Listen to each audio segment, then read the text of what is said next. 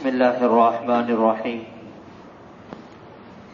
صحیح ابن حبان کی روایت ہے،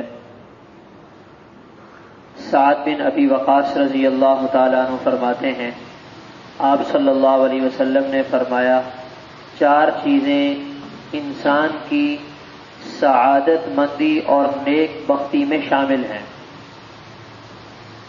سب سے پہلی چیز فرمائی المرأۃ الصالحہ، نیک بیوی۔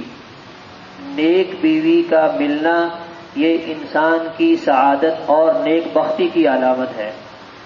ہمارے ہاں جب رشتے کی بات شروع ہوتی ہے تو اگر پوچھا جائے کہ آپ کیا خوبیاں دیکھنا چاہتے ہیں اور ان کی ایک فہرست بنائی جائے تو شاید نیک بننے والی خوبی کا نمبر بہت بعد میں آئے گا، جبکہ آپ صلی اللہ علیہ وسلم اس خوبی کو سب سے پہلے رکھ رہے ہیں۔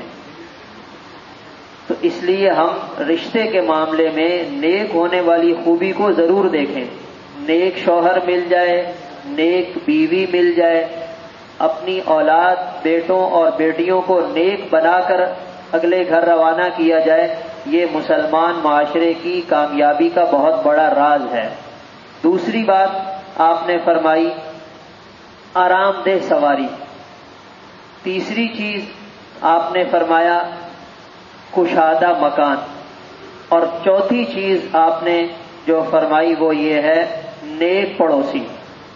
پڑوسی کے حوالے سے ہماری بات چل رہی تھی، تو اس میں یہ ہے نیک پڑوسی کا ہونا، یہ بھی انسان کی سعادت اور نیک بختی کی علامت ہے۔